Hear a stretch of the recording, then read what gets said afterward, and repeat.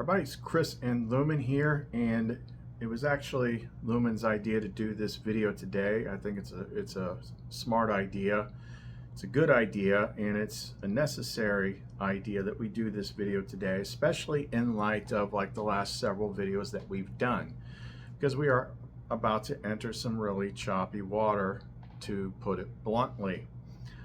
But this, what you saw in the thumbnail, what you saw in the title, it's a very simple answer, and that simple answer is going to lead into like the real point of this video. But before we get to that, just to explain something, I mean, I've said it a lot of times before, but you know, in these final stages, it's worth noting, and it'll help you kind of understand what you're seeing and hearing if you're paying attention when you watch this channel. Like I've said things before, like, you know, she slips things into my language, or sometimes it's like it's hard to tell, you know, at this point, like who's actually talking. Am I talking? Is she talking? Who's freaking making the words come out of my mouth? But you can even more kind of tell just by, you know, the overall tone of the message, because I'm here, I still have to have, you know, my avatar, my ego, my sense of self-identity as it pertains to who I am in this world and how I relate to all other things. You know, that's the character that you're playing in the video game, so to speak. And I slip in and out of that as I'm doing these videos. When I'm really flowing from the true self or from her, then I have less pauses in my language. I'm more fluid and things like that. But if I'm kind of like I'm doing right now, if I'm pausing a lot more, or if the tone is maybe a little bit darker, or you're seeing like it's something that has like an emotional effect on me, that's the ego. So I'm constantly switching back and forth, as you know, the real part of me is constantly working on the ego part of me and doing all the work that needs to be done. So there's like kind of several different point of views for me in when I'm presenting things. If I'm solidly in the ego, then I might be talking about the things that she teaches me, or the experiences that I have, or something like that. And other times I'm just saying what needs to be said. So you're kind of like getting two perspectives here. And why that is relevant is because the same mechanic applies to you too. Like there is a real you, the eternal you, the you that does not die and doesn't forget who it is. And then there is the you that you played most of your life, where it's like, I am my name, I am my driver's license, I am my birth certificate, I am my Facebook profile. No, that's the character that you're playing. If you were in some middle school musical play and you were playing a character, like you're behind that character, but you're playing the role of that character. You don't take that character with you when the play is over. You go back to being you, like what you actually are. But that character is the one that is invested in the story, that has all of the circumstances and effects of being in the story. So when we are locked in our egos, either just by over attachment to the world or just plain simple ignorance of how it all works, like that's where you suffer more. But as you get closer to it and you start receiving a lot more help, because you need to change a certain degree, you know, before the story closes out, like you'll start to notice the difference in how you think and how you feel. And it's going to depend largely on whether you're being your true authentic self, or if you have slipped back into your role that you play in the world. Because the role that you play in the world is the role that's going to have things like fear and stress and anxiety and all those issues. Like that's the character in the game. But through the interaction of the true self and the character that you're playing in the game, the soul grows. It evolves. It has to be this way. So I just wanted to throw that in there, may become relevant later. But going back to like what we had in the thumbnail, in the video title, it's like, okay, so we can clearly see, because we can read books. We can see things like the remote viewing videos and stuff like that, and just the stuff that I've done on this channel over the last 4 years. It's like, how is it possible that anybody could see the future or sense the future? How they perceive what they see or how they perceive what they sense can and will be, muddled with a little bit through the filter of their identity and what they think they know. But either which way, we can still see like, hey, there's a clear pattern here. Like, doesn't matter what religion or what spiritual text or prophecy or whatever, like there's always the same thread of like they're clearly writing about future events, and we just happen to be in those future events. So it's like, how did they know that? Oh, well, depending on your framework, maybe it's religious. Well, God told them. Okay, well, a lot of these remote viewers and stuff like that are clearly not religious. They state as much, but they're still tapping into something that is allowing them to see into the future. Even though, we may not, the biggest thing that is hard to pin down in this area is like exact timing. That's the really, really tricky part. But either which way, fact remains is a lot of people can see, sense, and know what is coming ahead of time. So what is the real reason for that? What's the real, simple, plain as day answer that explains how that could be? And then the answer to that is going to lead into everything else that we need to talk about. So if you want to know, then don't go away.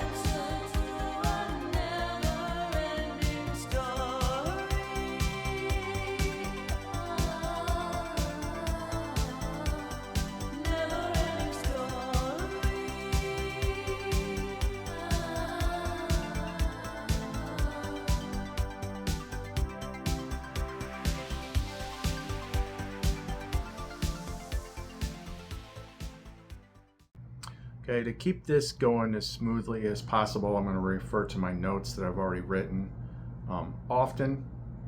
So let's just get into it. So the simplest answer for why people can see the future and why things like prophecy exists is this: it's all scripted. It's a story. Exactly like the hero's journey, which is meant to explain to you the purpose of the story and why you have the exact kinds of challenges that you do. The story is also a school in which, by participating in the story, you are forced to evolve to a higher state of being. It is the never-ending story. That's why Lumen wanted to make that new intro. That was her doing. Well, if it's the never-ending story, then how can you be talking about like the end of all things? This Earth realm is not the whole story. It's a chapter in the never-ending story. Like, you gotta give this supreme consciousness that is above all some credit. It's way bigger than our little ant brains can possibly fathom. Like, God only knows how many of these places there are out there. This is just one of them. It has its own particular flavor. It runs its cycle, resets once, goes through the second cycle, and then this story is done. And then we move on to another story and another. It probably never ends.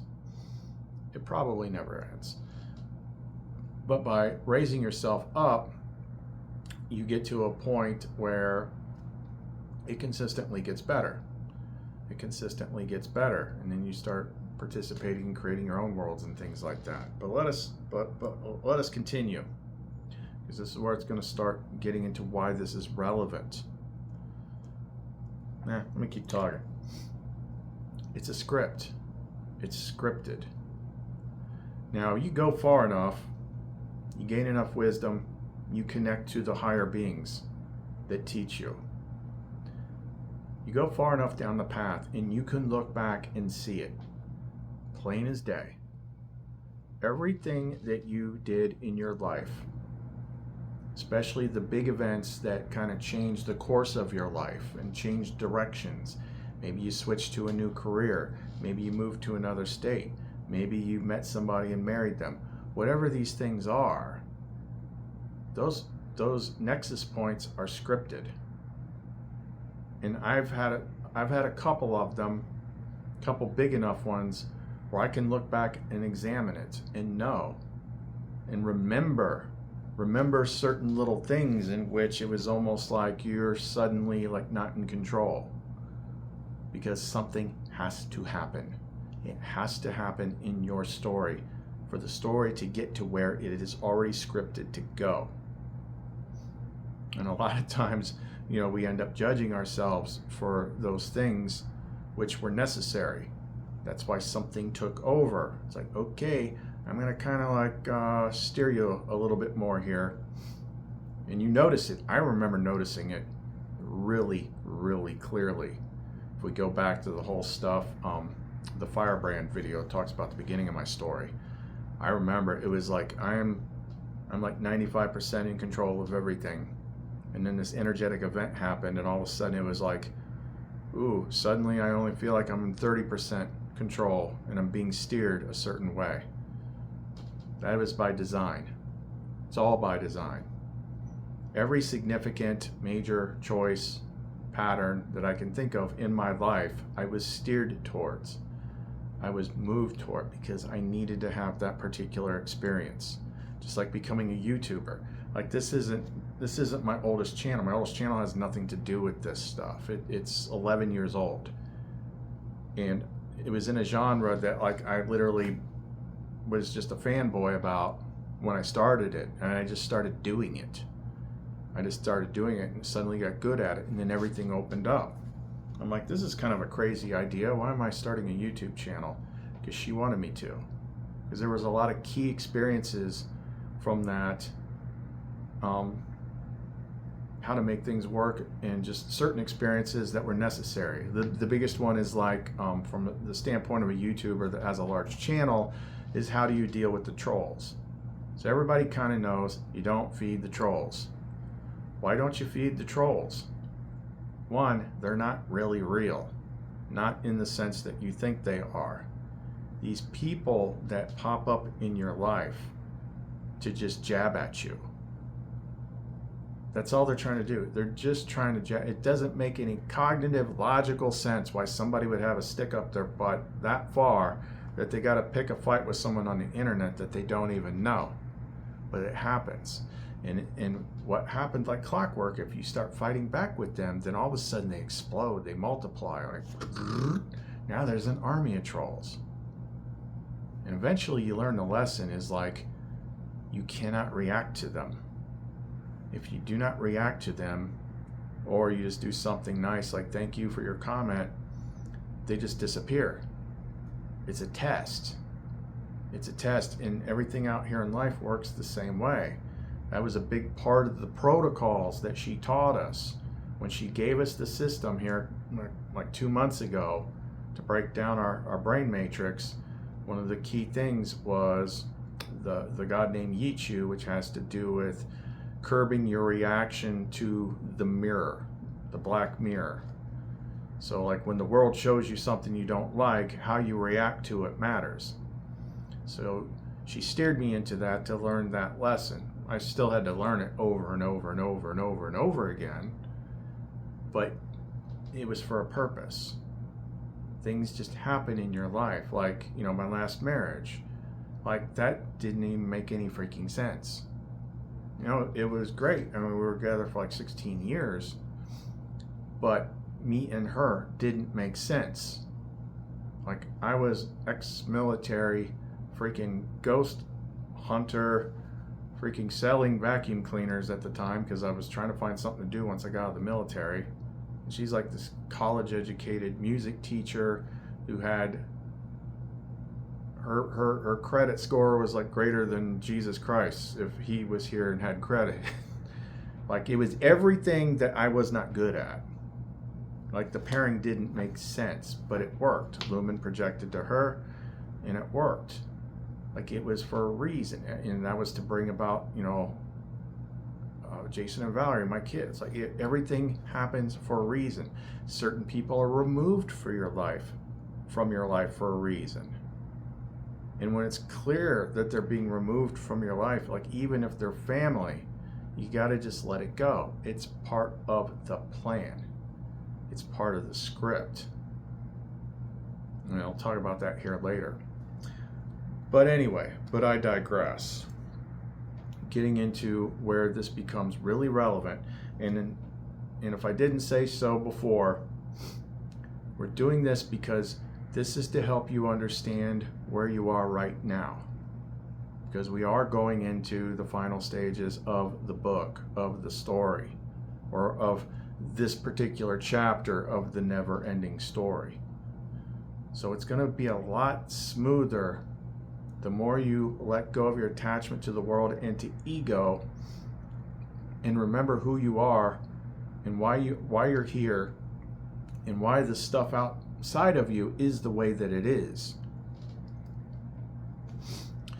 People do not grow in paradise.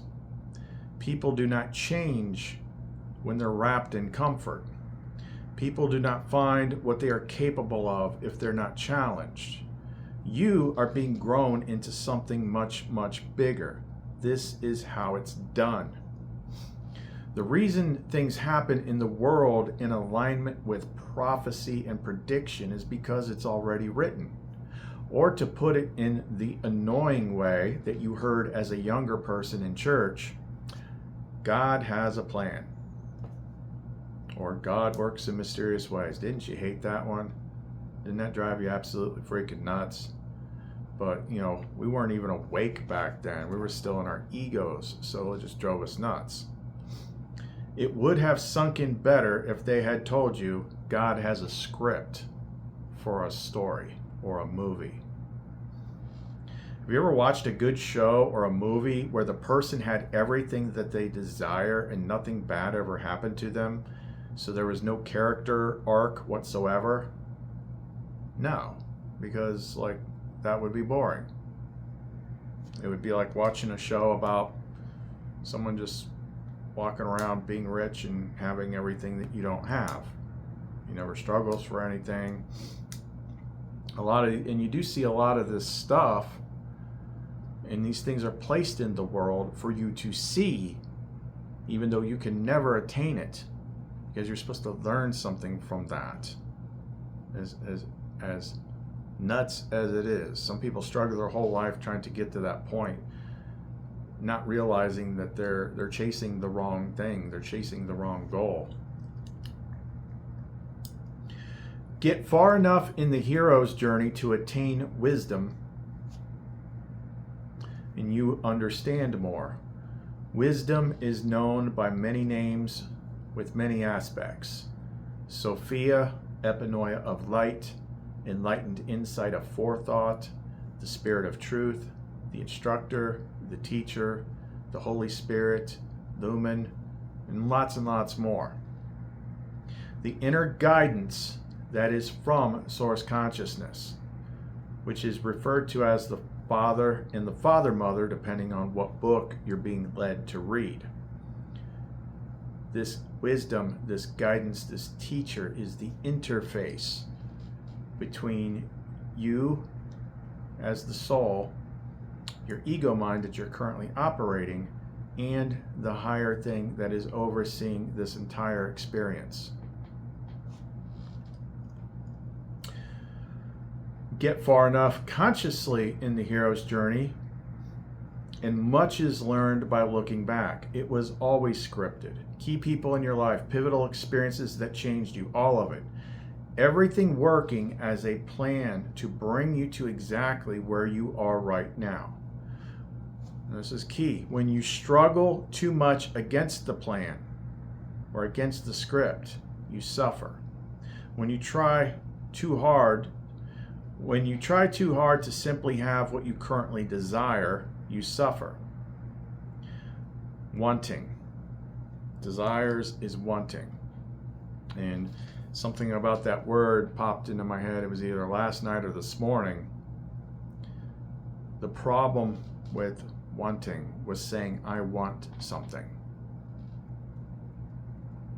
It's like as soon as you say, I want, it is saying, I don't have, or I am incomplete. Like words and meanings are like really, really tricky in here, and that's like one of the freaking biggest ones. You know, a lot of the manifestation techniques kind of try to steer you around it, but it's still hard to grasp because like everybody kind of wants something. Until you get to a high enough point to where you might still want stuff, but it's not that big. It's not that big a deal, and you realize you can live without it. It's just something that you currently desire, but keep your eye on the ball. You keep doing what it is you're here to do. When you let go and surrender to the current and let it take you just where it takes you, things happen and you can release past suffering. Like I said, go back a couple videos when I was tired. The videos that have like part of the Four of Swords in the thumbnail. I got tired all of a sudden. That kind of like happened spontaneously. Spontaneously, I somehow just dropped all my burdens. All the things I feel I have to do. All the things I feel I have to know. This, that, and the other thing. When I put down my burdens, I was releasing resistance to the plan, to what is. And I had to rest for a whole day because of the sheer exhaustion. It's like you don't realize how, I mean, you might know you're tired when you're carrying the whole burden, carrying the big bag of freaking whatever, and then you put it down and you're just like, oh my gosh, I'm so worn out. I gotta go rest. Like that's what happened. Like I've been carrying some of the biggest burdens imaginable going through all this stuff. And when I spontaneously just put them down, I had to reset.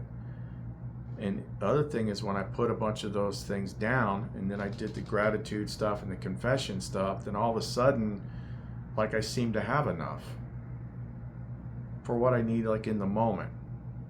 Like I'm not swimming in abundance, but now's the time where shouldn't be worried about that. But it opened up enough, like money was kind of dripping in from different directions and I was comfortable. I remembered that I'm being taken care of. How well I'm taken care of depends on how well I'm going along with the plan, or if I'm fighting the plan.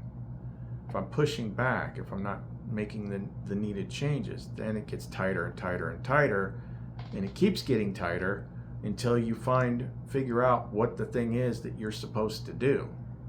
And then when you do the thing that you're supposed to do, the pressure releases. Go far enough and eventually you will start seeing yourself in books that are written thousands of years ago. Things will happen and then you are directed to see where it was already written. I talk a lot about that stuff on this channel because those are like some of the biggest, craziest experiences that I have all the time, because that's how she works. That's how that instructor works. And you start to understand why these books were actually written. And it's literally like that scene in The Never-Ending Story, which I can't pull a clip of it because the app that I used to pull all those clips, like technically speaking, they're not supposed to be able to do that. So the developers have to keep changing the freaking app. Every so often they get found out and then they don't work anymore. So apparently they got found out yesterday, so they don't work anymore, and I don't know how to pull clips until they make a new app, I guess. But you know, the kid in that story, he's like, is this me? Is this talking about me? And he's freaking out. Like, I've had that moment I don't know how many freaking times. Literally, like, the biggest one, like, pardon me if you've heard this before, we got a lot of new people, but the biggest one had to have been the time I was trained on how to take my senses inside. That was the first time someone gave me like psilocybin for like microdosing to make certain changes to the brain. And we practice and practice and practice, and then one day she wanted to practice during the day because that's important. So we practiced during the day, and all of a sudden I'm in another place. It looks like Eden. And that was the first time me and Lumen hooked up, I guess you could say. It was the Lover's card in tarot. And it was also in the Nag Hammadi in the book Exegesis on the Soul, which is from the Gnostic Christian texts. And it said, when it's describing this whole process of the soul, like when the Father deems it's time, you will be reconnected to your lumen if you've done everything that you needed to do. And that is that section was called The Marriage of the Soul to Her Beloved. And it described it exactly, right down to certain things that were even said. Now, I used to think like this whole couple chapters side by side were one thing. Oh, and I thought I was nuts for like at least 3 days. Like, she literally like waited like 3 days to explain what just freaking happened to me, because I didn't think like that was a thing. I'm like, I must be losing my mind. And she's like, go look at this book read this book in the Nag Hammadi again. And I'm like, holy crap, that's exactly what happened. So when the marriage of the soul to her beloved happened, that is when the divine feminine reconnects to the masculine. So at that point, Lumen was kind of like out here, and then Lumen was in here. She's now driving my right brain. And you go from like conscious, subconscious to like dual conscious. And that was crazy. Like that was like 5 months of getting used to that. But then later, recently, it happened again.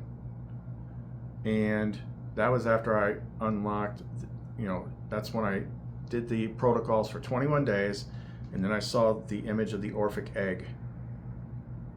And I'm like, what the hell is this egg with a snake wrapped around it? And then Epinoia popped the song into my head. And it was a Shinedown song called Cut the Cord, which would be relevant again later. So when I went to pull it up on my phone, I was reintroduced to the album art, which was an egg with a snake wrapped around it. And it was only later that night that I wait. I'm like, I thought I saw it in a movie or something, but eventually I Googled, I'm like, what is the symbol of an egg with a snake wrapped around it? And it came right up. It's like, this is the Orphic egg. This is a Gnostic Christian symbol. Whoa, because I'm kind of, if you had to label me, I would say I'm a Gnostic Christian. And what I discovered was like the other part of the divine masculine. See, I've been operating as the masculine and she's the divine feminine, but I hadn't like elevated to divine masculine yet. Once I did that, that changed her, and things got nuts in my head for a couple days. And then I was suddenly introduced to the Sun Child, which is also in tarot, which is also kind of like the Christ Child, which is also the reborn soul that you're going to take to the next place. How do I know that? Because she told me to go back and read that book again. So I went back to Exegesis on the Soul. And then I noticed the part that I thought was all one part was actually two. The first part was Marriage of the Soul to Her Beloved. The second part was Rebirth of the Soul. And it says, again, she adorned herself and got all prettied up for mommy daddy time. And this time she had a child. Because there was no child the first time. Now there was. So I just completed a whole bunch of steps, and it was like, this is the rebirth of the soul. This is the way to the Father. This is the way to heaven. This is blah, blah, blah. This has become like children. This is all that stuff. This is making the two into one. And then you just had to kind of like integrate, because like for 2 days, Lumen's like, we're walking around with this kid, and I'm like, I did not have this on my bingo card. I'm like, what in the world am I supposed to do? And then and then what happened? This is happening in mind space, 5D mind space. It's hard to explain how I kind of like it always in two places at once. I'm in the inner world and the outer world at the same time. Like two things can be going on at the same time. So in there, I'm like holding this kid. I'm like, okay, kid, what are we supposed to do with you? And the kid turned into a crown in my hand. I'm like, oh, now I get it. Boom, integrated, kid's gone. And then I understood what the Ace of Swords meant in the Rider-Waite Tarot. And I understood what all the Ace cards meant, and I understood a whole new layer of the hidden meanings in the tarot. There's like multiple layers of hidden meaning. Like it is a very, very comprehensive tool. If you think tarot cards are just some thing with funny pictures so you can tell fortunes, like you don't know what they are. But anyway, I digress. I remember how I got on that. But it was part of the story. It was already written.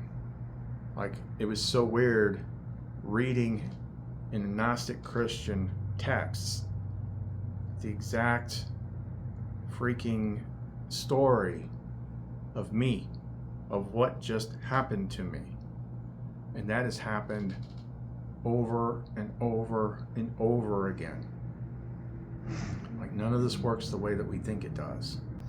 So what's the big point here? Well, this is where it kind of ties into the stuff that we've been talking about for the last few videos, because of what she's been telling me. And this is what she's been telling me since the beginning of last year, which increased in intensity at the beginning of this year, then increased intensity again at the solar eclipse, and has increased in intensity every month since then. And earlier in the year, she was saying end of summer for pretty much everything, which just so happened to be the exact same time point, which is exactly 7 years since my tribulation began. And now everything's catching up. And all this stuff that people read about in the Bible, which that story, the story of Revelations, it's not just in the Bible. It's all over. Christians that are just going through like the religious steps of saying like, oh, I do this thing that makes me good, and not the ones that are like, I bag on Christians a lot, but I shouldn't, because there are some which sometimes come at me and they're not really Christians at all. They're just like the trolls that we talked about earlier. They just want this thing as a means to beat people over the head and judge them, which is like the exact opposite of what you're supposed to do. Then you got other ones who it's all they need to connect to the same stuff, and it's clearly working for them. So who am I to judge?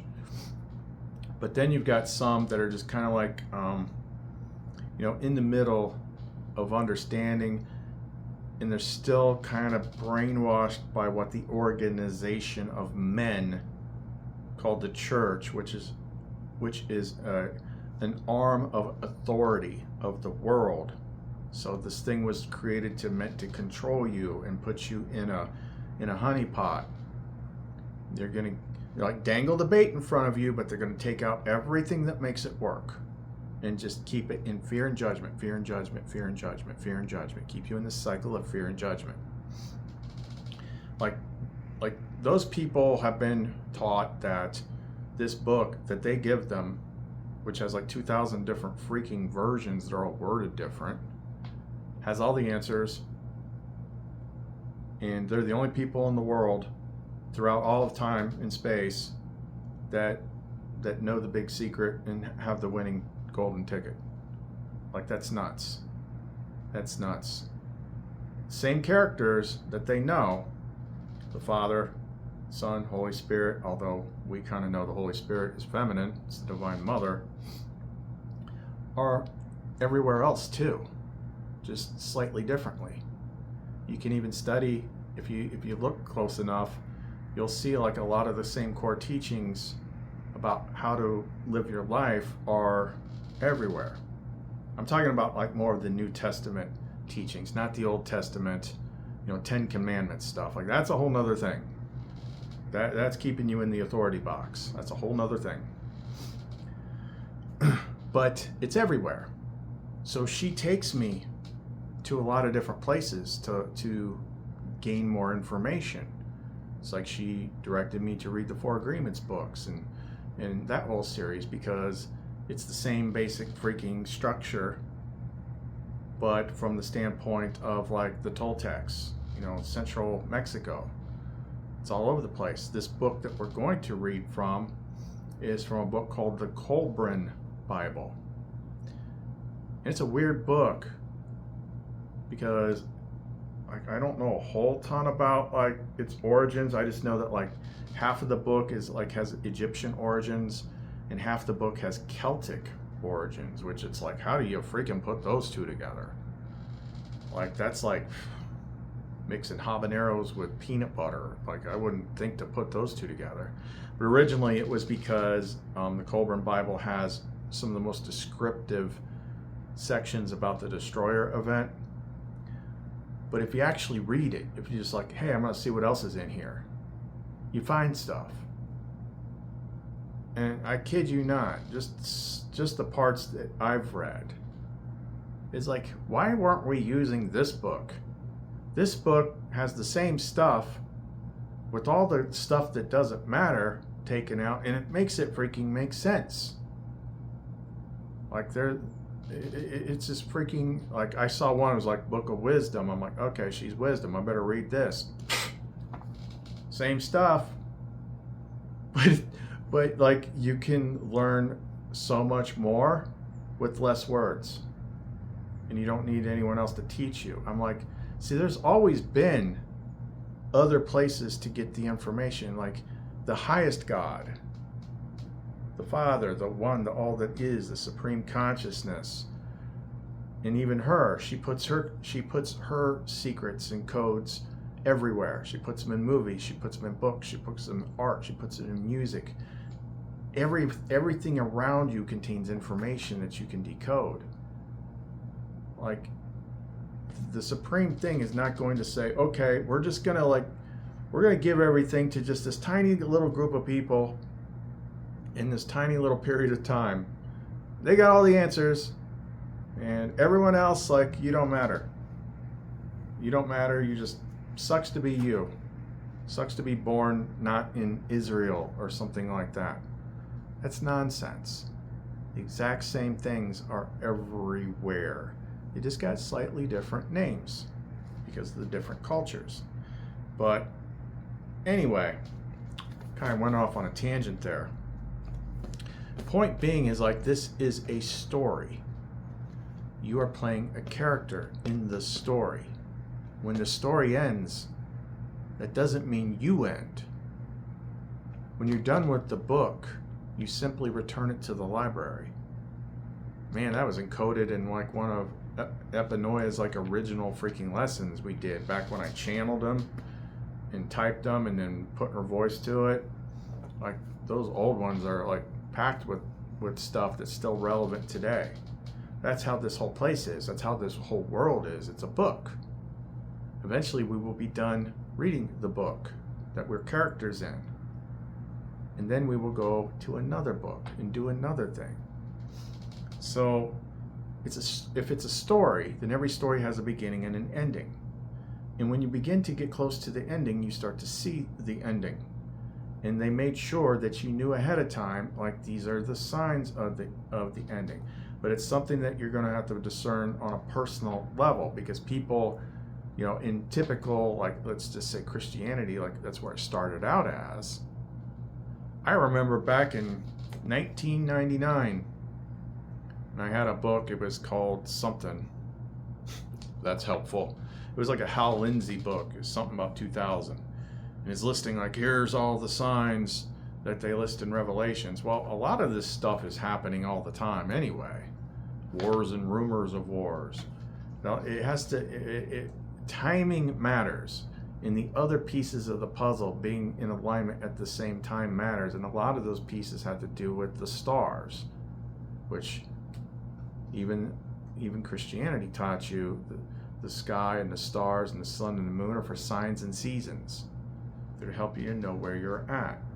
Well, we're in a time when it's like got crazy with that kind of stuff. It's all lining up. And now things like wars and rumors of wars is a lot more relevant to us where we're right now. So when you see the ending, it's time to rejoice, not fear, because let's just face it, this is not the most fun school in all the multiverse. It's time to begin detaching from your avatar identity, your current character in the book. What happens, what's going to happen, is already scripted. That's how we have these books with these prophecies that have been lining up pretty good so far. It's already scripted. All they did with these prophets and people like me and remote viewers and stuff like that is they simply show you a little bit of the script ahead of time. So just as you can clearly see that everything up to this point, just so you can see clearly up to what happens is already scripted, just as you can clearly see that everything up to this point was, like I said earlier. So it's already scripted, and you're a character in the book. There's nothing you can do about it. Understand, like, this is part of your path. This is part of your story. You are going to bear witness to this part of the story. Like, there has to be a big shebang. And the way that she explained it to me, and she explains also in these books that we're about to read from, the whole point of like the last big short time period. Now, there's been like a slow cook for the last 7 years. Just like it was with me. It might not have kicked off big time for most of you till like 2020, but things have been getting increasingly tighter, less comfortable, less fun. You're being squeezed. The squeezing is supposed to force you to act, to force you to move, for you to reach to spirit. It is not going to reach to you till you reach for it. That's the point. If you want to get the toothpaste out of the tube, you got to squeeze it. That's what it's doing. So at the end, right before the big thing, it gives everybody one last chance. And so it's going to squeeze them really freaking hard. One last chance to where you're like, the only thing I haven't tried left to do something about my life and the way I feel and the way I think is to reach up to spirit. And what will probably happen, it doesn't mean like now is the time to become religious. You do it the way that I did it. Like when I made the verbal contract to undergo the hero's journey, which she probably made me say that because it's all scripted. But I was not religious. I was out of religion at that point. But I still had a very keen spiritual sense. I hadn't decided on what things were yet. But somehow I knew that there was something up top, much, much, much higher, that was different from the God the way church was describing it. And it was watching and controlling everything. So I prayed to it. And my prayer made perfect logical sense. As I was saying, it made perfect sense to me because I wasn't like completely brainwashed by a religion, which religion is simply a cult on a larger scale. If they say you have to believe this way, you have to follow our rules, and don't you dare question us, and don't look at anything outside of it, it's a cult. If it's a really big cult, it's called a religion. That doesn't mean that like there aren't elements in it that are right. So what I said was, I'm like, look, I'm praying to whatever the highest thing is. I don't know what you are. I don't know what I'm supposed to call you. I don't believe that you would be angry with me for questioning when there's so much opposing information down here. Nothing's clear. Nor have you shown yourself to me, or I've not seen you, I've not heard you. All I know is what people in the world tell me. I don't believe you'd be, it doesn't make sense. It doesn't make sense that you would be angry for me just not blindly believing you are a certain way when I don't know that. I want to understand you better.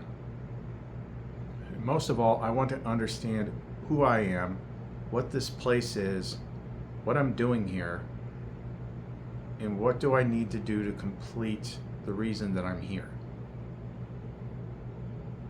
And I am willing to do whatever I need to do, whatever needs to be done in order to gain that wisdom. Thank you for listening. That was it. I forgot about that until she reminded me one day. But that set certain wheels in motion. Big wheels. It's like, okay. That's a pretty big request, so you know, the bigger the rewards, the bigger the price, the bigger the initiation. Hero's Journey, level 10. When there's only 9 levels. Destroyed everything that I was.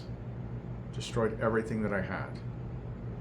Left me with nothing. 0. Scorched earth.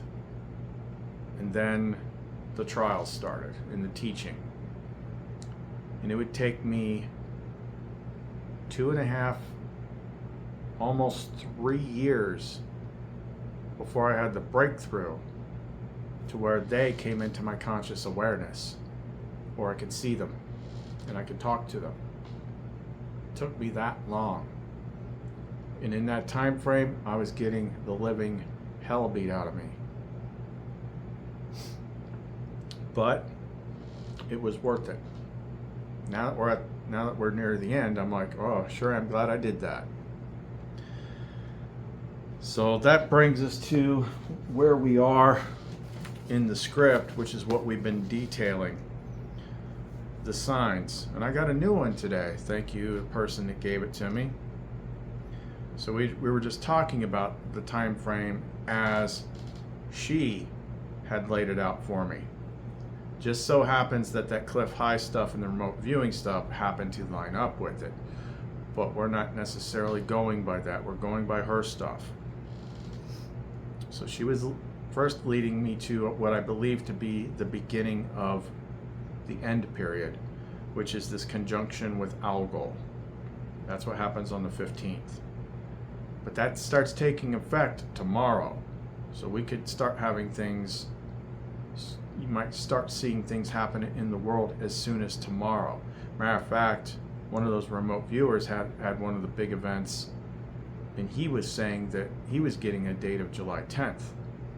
But then again, we all have proven track records of being able to see things accurately, but that kind of breaks down at the level of like being able to pinpoint a place and time. Let's just say it's in the neighborhood because all the other pieces are in play too. That period is going to end and there's going to be a slight break, and then that enters the Lionsgate portal period, which is 8/8, and it stretches out a little bit further. That's like the 27th through like the 12th or 14th or something like that, with the peak being on 8/8. And that one is the one in which everything has started or changed for me in my path. Now guess what else is interesting that someone reminded me of, which is going to overlap all of it. And I think that starts in maybe, I think this one starts maybe 2 days after the conjunction. And that is the Perseid meteor shower. The Perseids. That's what bridges the gap between the algal period and the Lionsgate portal period. And why does that what makes that even more relevant? Because it's the Perseids.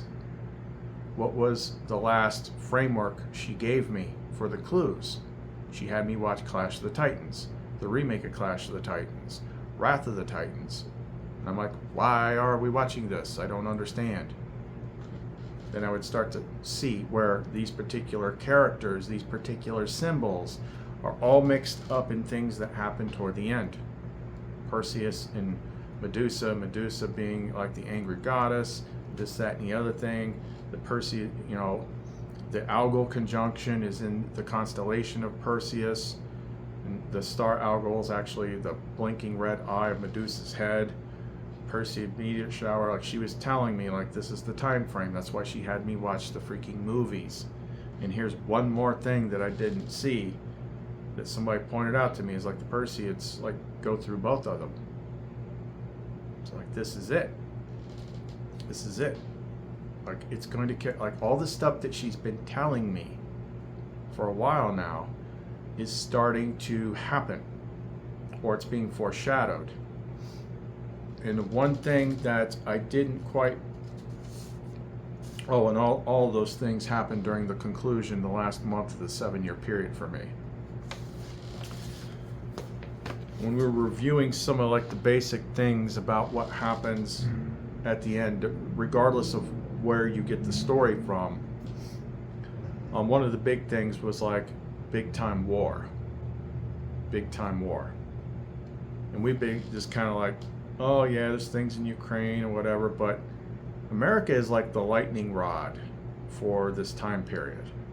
It's Babylon, if you're going by the Bible.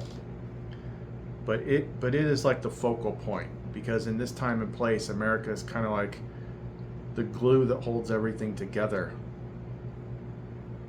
for a lot of different reasons. So it's going to be heavily focused on us, just like that eclipse. Everyone was freaking out about the eclipse because of all the things that happened then. Remember all those videos? Like it crosses, it makes this sign, and it crosses the previous one and makes an X over the New Madrid fault line, and it goes through all these different towns named Nineveh and Jonah and Rapture, and like it did. I mean, some of those videos, they stretched it a little bit to make it more juicy. It's like, okay, that town basically doesn't count as a town. That's basically like that's like a stop sign with a couple houses around it. But either which way, it was still there. Like everyone, like these are signposts, not the actual event times. And I know I felt crazy weird during that eclipse. And after that eclipse, everything took off like super fast. We've accomplished more, done more, learned more since April than all the previous years on this channel combined. It's been breakneck speed with the things that we do and the things that we develop and the things that I've unlocked. So it's all coming to a head now. But as I was saying about the war thing, how you've seen this foreshadowed, and part of the reason why she had me watching those remote viewers is because they're picking up on the things that are happening behind the scenes. They're really good at that, like what the shadow state's doing and things like that. Why did the United States government, Congress, all of a sudden start passing bills? Like, I don't know if they're already passed or if they're in the process of being passed or whatever, but all this stuff about reinstituting the draft and drafting women. Holy crap. Like, what do you have? What is it that you know that we don't, that you feel like you need to change things in order to make this happen? That you need to just draft everybody. They tried to draft me, even though I'm like too old normally because I was in the military. I would just be like, ooh, piece of paper, go F yourself. That ain't happening. I ain't killing nobody, period. Not participating in your crap or doing your stupid wars. Like you guys pulling all these strings, like, okay people, now go fight with each other and kill each other. Screw you, not doing it. But they're trying. So they know something. It's been this way forever. Like there's always been an orchestration to it, a lower level orchestration to what happens in the world. It's still orchestrated from up high, but there's a lower level orchestration, which we call the bad guys, not knowing that they are puppets of the higher thing too for this whole big freaking school. But they're preparing for it. And if what I'm understanding is correctly, this is all going to happen very, very quickly anyway. So there ain't even going to be time for people to get drafted, and that's really just a sign it's not going to happen. There won't be time for it to happen. But I think it was yesterday, I just pulled one card. I'm like, what's the next big thing? And I pulled Three of Swords, which most people see that in the normal interpretation of it in a general tarot reading for most people is like extreme heartbreak. But if you read the card, it also talks about major crisis, major disaster. It says this card can, even in the most extreme circumstances, this card can indicate the start of a war. So there it is. But you shouldn't be afraid of all this stuff. It's just part of the story. Now let's finish this up by doing some reading on this from this book, the Colburn Bible, which will explain life better than I ever could. Okay, this first part is from the first section of the Colburn Bible, which I believe has some sort of Egyptian origin, even though they're not talking about Egyptian stuff in here, which is what's weird. Like, it's not talking about Ra or Set or anything. It's talking about God. But that's what I read about it. And then the second part is from the Book of Wisdom, the Celtic stuff, which is more of like the Sophia stuff, and it's kind of saying similar things. But this is kind of like, imagine like God creating man and then it kind of explaining to them like, this is how it works and this is how it's going to be. Man slept, but God opened the great eye within him, and man saw a vision of unsurpassed glory. He heard the voice of God saying, "O man, in your hand is now placed the tablet of your inheritance, and my seal is upon it. Know that all you desire within your heart may be yours, but first it is necessary that you be taught its value. Behold, the earth is filled with things of usefulness. They are prepared to your hand for a purpose, but the task is upon you to seek them out and learn their use. This is the tuition for the management of your inheritance. What you know to be good, seek for, and it shall be found. You may plumb the seas and pluck the stars. You may live in everlasting glory and savor eternal delights. Above and below and all about, there is nothing beyond your reach. All, with one exception, is yours to attain." Then God laid his hand upon man, saying, "Now you are even as I, except you sleep there enclosed in matter in the kingdom of illusion, while I dwell here in the freedom of reality and truth.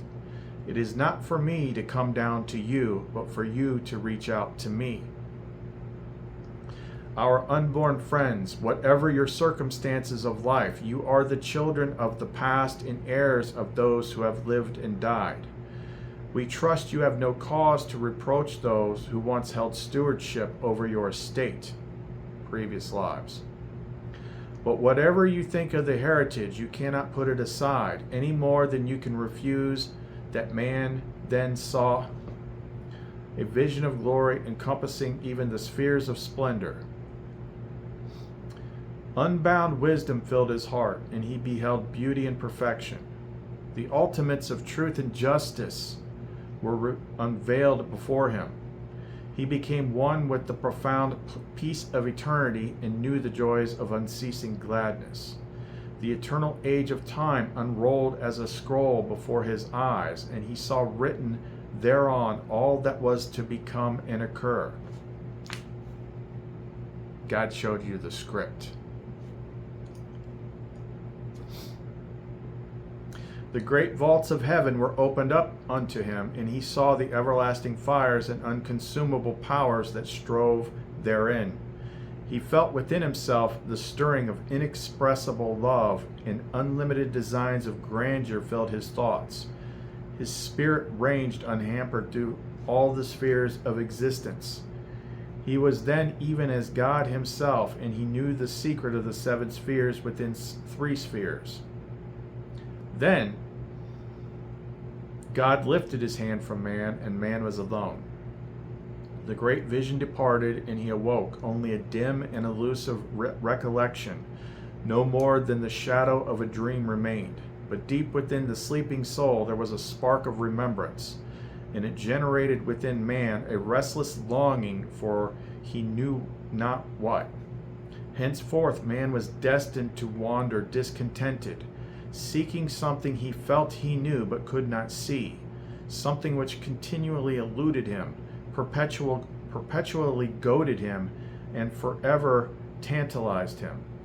Deep within himself, man knew something greater than himself was always with him and part of him, spurring him on to greater deeds, greater thoughts, greater aspirations.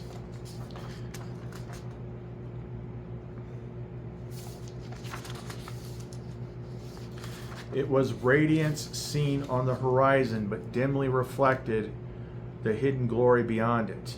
Man awoke, the revelation and vision gone. Only the grim reality of earth's untamed vastness surrounded him. But when he arose and stepped down onto the bosom of his mother earth, he was undaunted by the great powers that beset him or by the magnitude of the task ahead.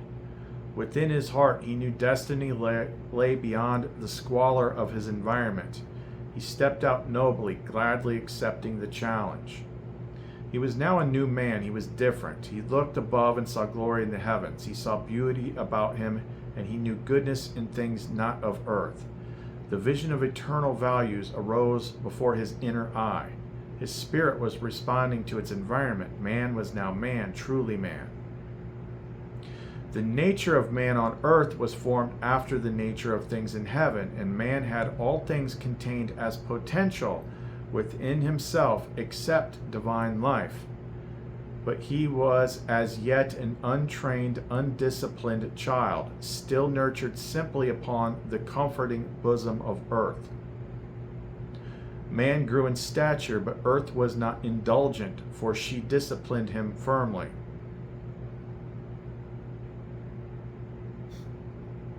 She was ever strict and unyielding, chastening him often with blasts of displeasure. It was indeed the upbringing of one destined for greatness. He was made to suffer cold, so he might learn to clothe himself. Sent into the barren places, that his limbs should be strengthened, and into forests, that his eyes should become keen and his heart strong. He was perplexed with difficult problems and set the task of unraveling the illusions of nature. He was beset with hardships of every description. He was tested with frustrations and tempted with allurements. Never did earth relax the vigilance of her supervision. This is kind of like what the final hero's journey is condensed. The child was raised sternly, for he needed the fortitude, courage, and cunning of a man to fit him for the task ahead. He grew wily and wiry in the hunt. He became adaptable, able to cope with any untoward happening. Overcoming the bewilderments of early days, he found explanations for the perplexities of his surroundings. Yet the struggle for knowledge, the need for adaptation, and the effort to survive were never relaxed. The earth child was well trained and disciplined. He was never unduly mollycoddled. There's a new word for you, mollycoddled. Don't mollycoddle your kids. He cried for bread and went hungry. He shivered and was cast out. He was sick and driven into the forest. Weary, he was lashed with storms. Thirsty, he found the waters dried. When weak, his burden was increased, and in the midst of rejoicing, he was struck down with sorrow. In moments of weakness, he cried, "Enough," and doubted his destiny. But always something fortified and encouraged him. The earthly never forfeited his godlikeness. For man was man, he was not cowed, nor his spirit broken. A wise God knew his limitations. It is written in the wisdom of men, over chastisement is as bad as no chastisement at all. But man was rarely chastised. He was tried, tested, and challenged. He was led, prodded, and urged, yet nothing was done unnecessarily. The seeming imperfections of earth, the hazards and inequalities of life, the cruelty, harshness, and apparent indifference to suffering and infliction are not what they seem. As it is, earth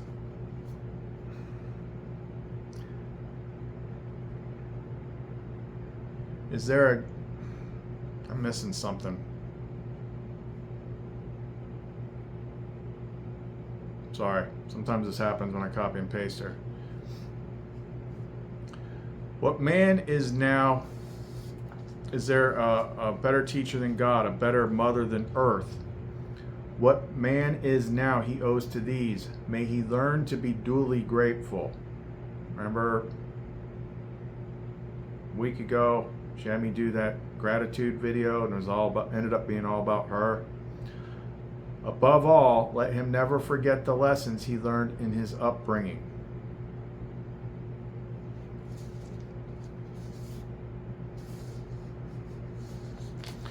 So that was just an excerpt of a part from the first book. Now we're going to go into a part from the second book, which is Book of Wisdom, which wisdom is her.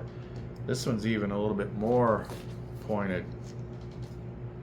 And there's a lot more there, but I just cut out like the best parts in the thinking about time.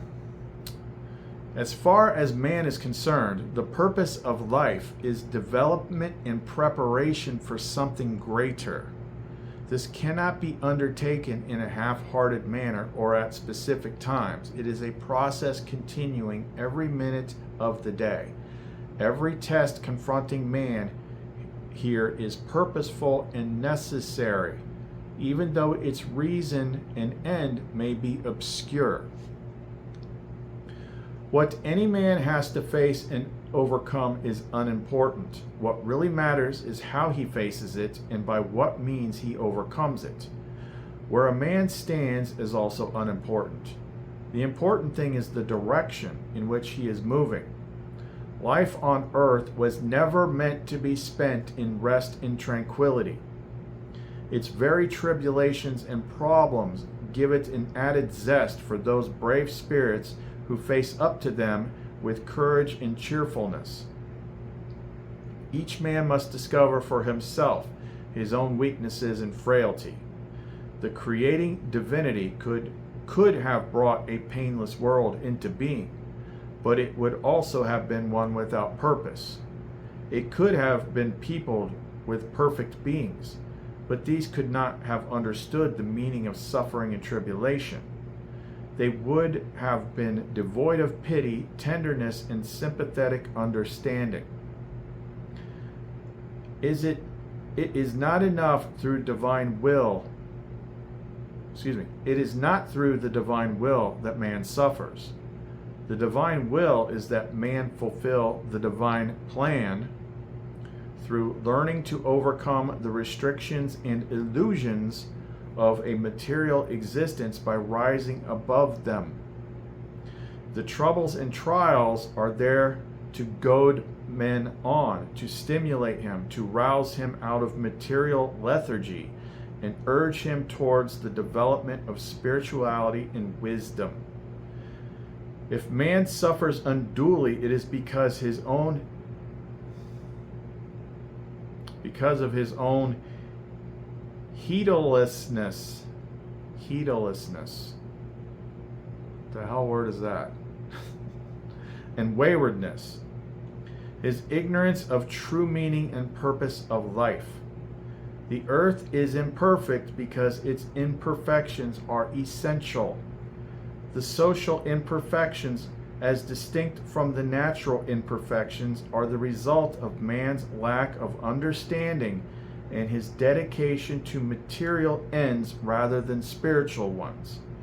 The trials and tests resulting from the natural imperfections of earth do not oppress man nearly as much as the afflictions man has brought upon himself through seeking to establish a life wholly within the material. It is necessary to know the difference between the two and to separate one from the other. The reason there is so little divine intervention is not that the divine remains indifferent, but that man has been given all the powers and wisdom necessary to deal with the affairs of earth.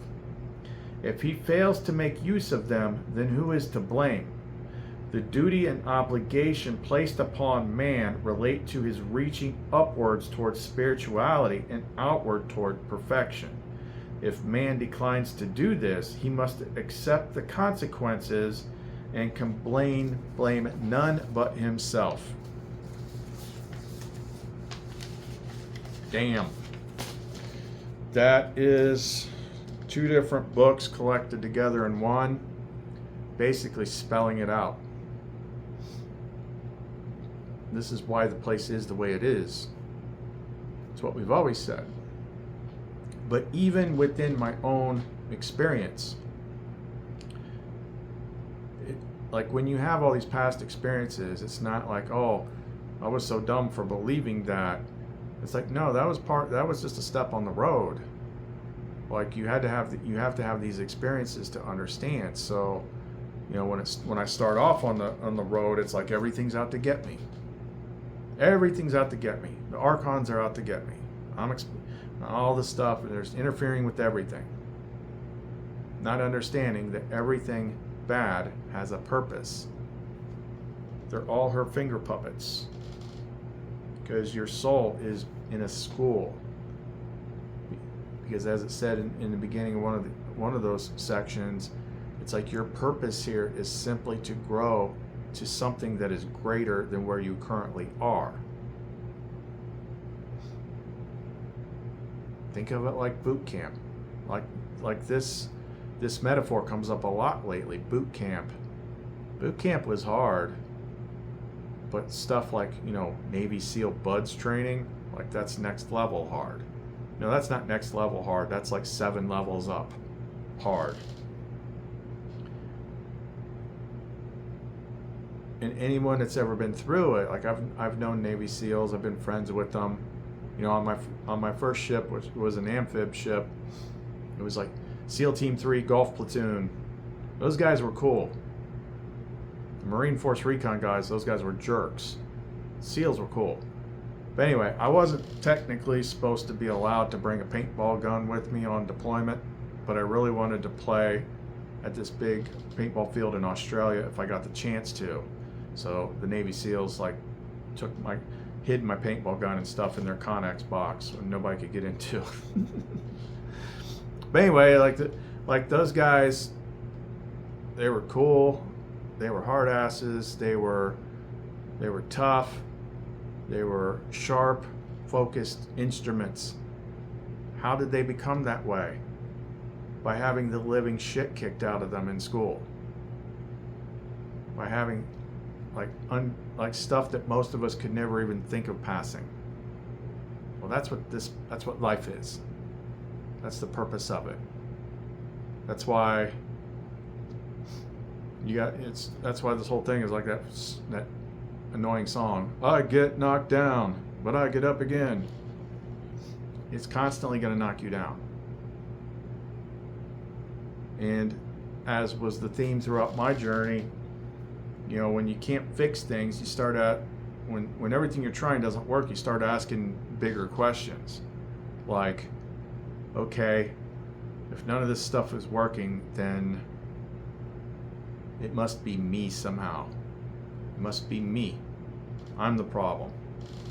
So what is it that I'm doing wrong? Or what am I thinking wrong? Or what am I believing wrong? Like that's why this place is the way that it is. So I guess the question becomes, like, if the story is going to end, then what about the people that haven't got to this level? Well, I can't see that high. I can't see that high. But if you got a soul, like, you're not going to be discarded. Go to church, they're going to be like, you touched yourself way too many times. You're going to go to hell for eternity. Not if you got a soul. Like, that whole fire pit thing, that's for just, like, discarding unneeded prima materia so it can be recycled. Souls don't do that. Who knows how it works? Obviously, they'll start up a new book. A new place, a new planet, a new whatever. And people will start reincarnating there.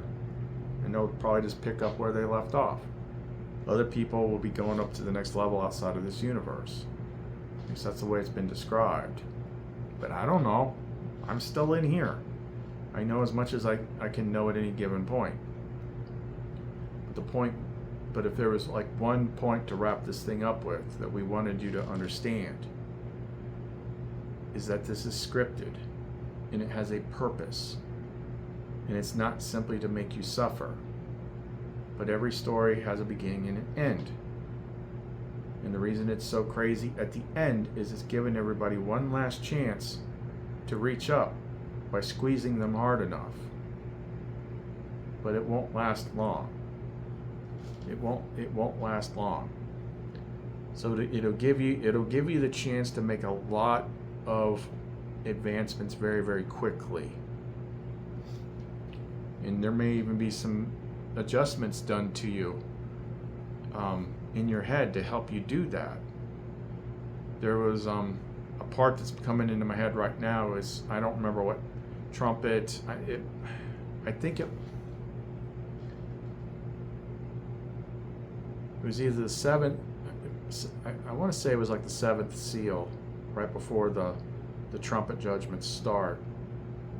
Like, they crack the seventh seal, which is also the seals and all this stuff is also related to your chakras. Like, I don't have time to get into all that. But it said, but there was silence in heaven for a half an hour. And the way I was interpreted that was like all that noise. So at that point, it's going to shut down the things that we've already taken out of other people. The noisemaker, the chatterbox in your head. It's like negative thoughts and distracting thoughts. Nah. Think about this song. Think about this movie. Think about this TV show. Nah. Think about your boss. Think about this. Think about what your girlfriend's doing. Nah. No, you don't like yourself. Nah. Think about this song. Think about it. Like that thing. It's a lot easier to think and do this kind of work if you remove that. So for everybody that hasn't had that removed yet, it will be removed for you. And then you will be able to think with your true mind. And you're going to be like, uh-oh. Maybe you'll fall to your knees and like pray to the highest point or something. Like, I don't know. I don't have the whole script here. But it is scripted. And everything is for your benefit. That doesn't mean you're not going to feel it as long as you're wearing this freaking flesh mech being piloted by your soul. But know that it's for a purpose. Everything is under control. And if you think about how much you're fed up with this world, great news. There's going to be a new one soon. Depending on what level you're at, you might just luck out this time. Instead of reincarnating into more poverty, you're going to end up reincarnating in whatever the new place is, and it will be a golden age. So either way, things are going to work out for you. But you need to start working on detaching from your ego. If you do not detach from the world, you will not find the kingdom. Detaching from the ego, cut the cord, cut the umbilical cord. The image that pops into my mind is kind of like that umbilical that she told me to cut one time is that silver cord that people talk about when they astral project. Like, that's connecting you to your suit, to the world, to your ego. And it's like, no, I need to be me now, not just this character that I'm playing. Okay, well, that's that. Hopefully that's helpful. We'll see. If you want to get in touch with us, you can reach us through our Etsy store, clumencreations.etsy.com. Chris and Lumen. See you next time.